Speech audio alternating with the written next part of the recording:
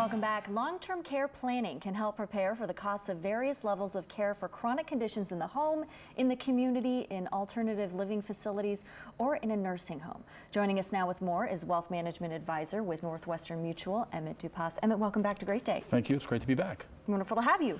So elaborate a bit for us. What exactly is long-term care planning? So long-term care planning addresses for individuals the needs in whether it be chronic illness or situations caused due to long-term disability, that in a plan, an overall plan, that they can address and take care of from a financial perspective. So this is being proactive. This is being proactive. This goes back to every conversation that we've had in regards to planning, and that we can always talk about the offensive side of planning, the offense, but this is really on the defensive side, where in the long term it can affect your retirement plan.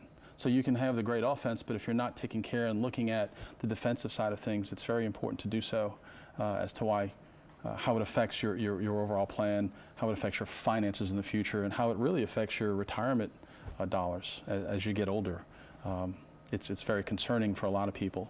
There's some studies out there and some numbers that basically say that for those people, this is actually the Department of Health, for those people turning 65, there's a 70% chance that they're going to have a long-term care scenario where they're going to need some services, and that can be detrimental to your overall retirement plan. Sure. So it sounds like everyone needs to be aware of long-term care planning. That's correct. I think everybody needs to be part of the plan. Obviously, when you're younger, I think you should take care of the important things, which for you are at that point life insurance or your disability discussions or your college planning. But as we get older, we start thinking about our retirement, and that's the one thing that can kind of move you out of the guardrails of your own retirement, and that the cost of that is significant. So in the state of Louisiana, the average cost for long-term care is about $3,500 a month. And so when you take a look at how does that come into play, it's about $185 a day. And so when you figure that from a budgetary perspective, it's like, okay, where are the dollars going to come from? And you tend to siphon it off of your retirement monies, and you're paying taxes, and you're pulling out more money than is necessary. Sometimes if you had a plan in place where that was being addressed by other resources, then that may salvage the other dollars.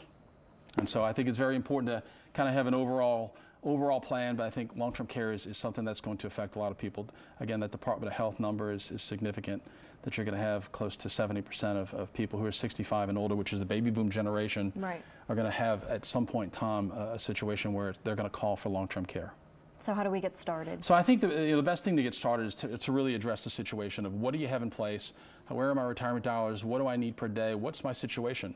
We have more than likely, if you don't have a plan in place, you're going to be taken care of by a sibling or a spouse or one of your children, and that can cause some detrimental problems within the family, and that for that person taking care of you during the day, they may have to leave work early, cut back on their hours.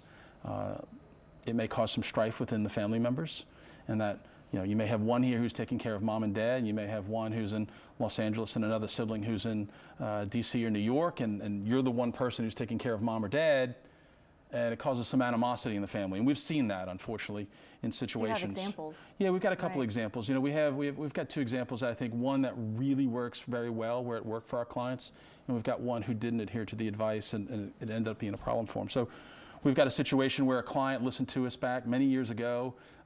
As we go through a budget of what they can afford, they can only afford a certain dollar a day, and so they decided to self-finance the remaining amount. And there became a situation where a spouse had a stroke, and the other spouse couldn't pick them up, lift them, change them, do some of the things that they need to take care of. But at a certain dollar amount, at $100 a day, they were able to. That's $3,000 a month. That's $36,000 a year. That's 3 years of monies that you look at, you start adding up and go, okay, had they not had this in place, the children would have been forced to sell the house to take care of it. And then there is who's going to take care of mom, or who's going to take care of dad? Where's mom or dad going to live after that? Fortunately for them, the surviving parent is still able to reside in the house, and it worked out. Right. Another situation where it didn't, we go through our process, as most financial advisors really should go through a process of sitting down and trying to understand what are the client's needs on both the offense and defense, and kind of plugging in what we think is best for them. These particular clients declined and decided that from a cost standpoint, they didn't want to go through with it. And about 2 years later, they reached back out to us unsolicited and said, hey, would really love that opportunity to talk about the long-term care piece again, our long-term care planning.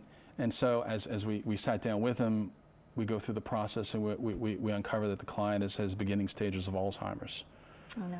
And that changes everything. Right. And so when you start looking at that, the cost associated with that can be, in an assisted living, or that's the average. I think the number we gave you earlier was $3,500. If you want to go something higher than that, we've seen as high as $200 a day. So that's $6,000 a month. That's $72,000 a year. So if you take your retirement bucket over here, and then you come back to I'm spending an additional $72,000 a year for care, that it changes everything for the surviving spouse. All right, thank you so much, Emmett.